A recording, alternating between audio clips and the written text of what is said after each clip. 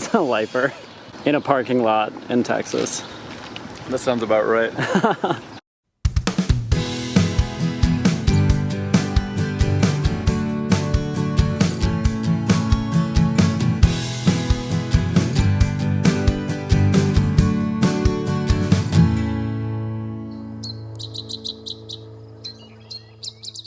One of the best things about traveling to a new destination is that every little thing feels exciting and different.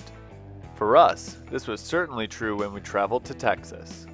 With the knowledge that many species that we've never seen before are common in the state, we were thrilled to do even the most simple of things, such as driving around the cities or taking a walk.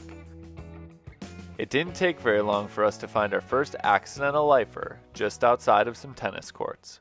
How does it feel? Am I like wet?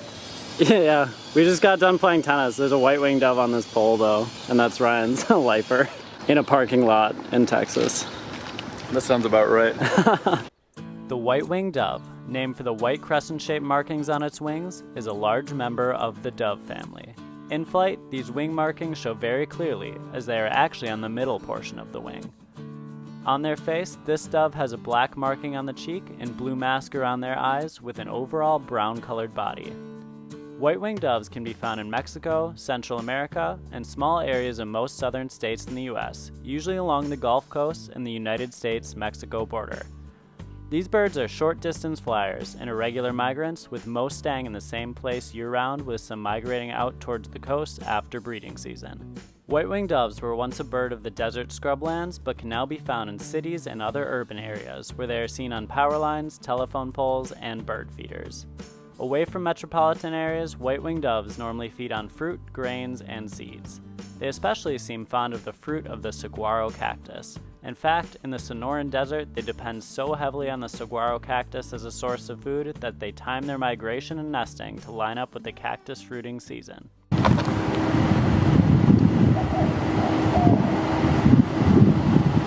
Later, we found ourselves at a school, complete with fields and athletic equipment.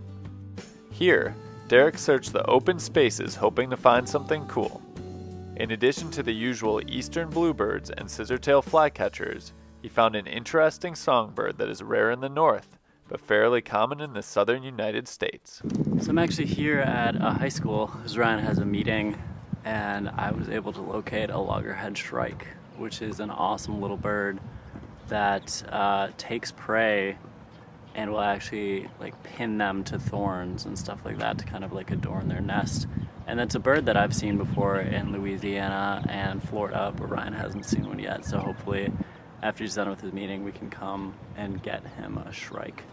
They're hanging out. There's some baseball practice equipment here, and they're hanging out on the net. So hopefully they'll be cooperative after he gets done.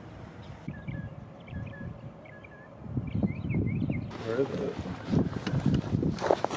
Is that... Look by the... I think it's still there. Oh, there it is. What is it? Loggerhead shrike? Yeah. Nice. Pair. With a chunky body, large head, and hooked bill, the loggerhead shrike is a pint-sized predatory songbird. They have bluish-gray backs, black wings with a white wing bar, a clean white underside, and a thick black mask. Loggerhead shrikes inhabit the southern United States and Mexico from the east coast to the west coast and move north during breeding season to many of the northern states. However, this bird's range is shrinking due to a large drop in their population. As a result, they no longer inhabit many places where they used to be common. In the regions they do reside in, they frequent grasslands and open areas where they can sit up on perches and survey the land looking for food items. One of the most interesting things about the loggerhead shrike and their feeding habits is that these birds prey on large insects, rodents, lizards, birds, and other small animals. Since they lack the talons that birds of prey possess, they opt to skewer their prey on barbed wires and thorns for easy consumption. The next day, we made our last stop of the trip, a neighborhood frequented by a black-chinned hummingbird. With water nearby and flowers aplenty, we waited to see if the small bird would make an appearance. After about 20 minutes, we noticed a hummingbird at one of the feeders. However, we only managed to get quick looks before it departed. Yeah, don't you want a little better look? I mean, I got a really nice look, actually. I just don't know how long it'll take for it to come back. But it looks like that was definitely it. I can't see that from here. Don't you think? I think so. It's pretty awesome. And it's a male, too. It looks like when they get in the bright light, they get some bright purple, pinkish colors under their chin. It's a little dark out today. And we're just in a neighborhood where a purple gallinule has been seen, and so people had also reported the black chins, and there's some nice hummingbird feeders here. It's a really nice neighborhood to just kind of hang out and wait, so we'll see if we can get a better view. I think people have been more into finding the purple gallinule, but for us, we've already seen one of those before. We haven't seen a black chin, so this worked out well, knowing that they're here regularly. We decided to wait for the hummingbird to return. In the meantime, we watched a nearby great egret, as well as a house finch and northern mockingbird. We've got the black-chinned hummingbird coming sort of in this direction, but the lighting isn't very good. So we've gotten some looks at it and not the best, but it's really cool to see a black-chinned hummingbird. That's probably going to be our last Texas-specific species that we get this trip. We also had some black-necked stilts fly over, some other birds that are flying over, so this has actually been a pretty productive spot. Eventually, the black-chinned hummingbird reappeared, sitting up in a tree and swaying back and forth in the wind. The black-chinned hummingbird is a small bird with a green back and a white to light tan-colored underside. Males have a namesake black chin that shows iridescent purple when the light hits the feathers on the throat. Immature males and females are dull green with a white throat, and both males and females have a white spot just behind their eyes.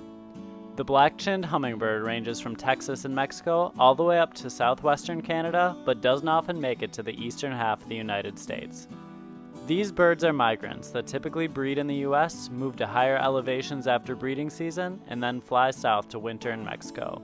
This species is very adaptable as they live in a variety of habitats, including mountains, lowlands, and even urban spaces. The black-chinned hummingbird feeds on nectar from flowers and is known to visit hummingbird feeders while also feeding on small insects.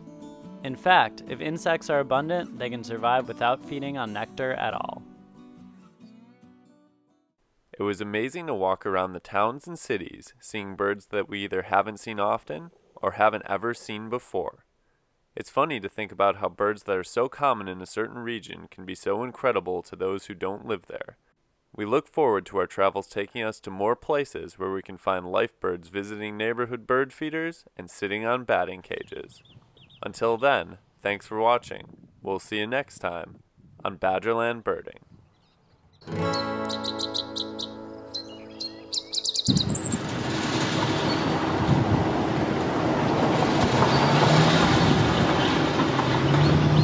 That was cool, right?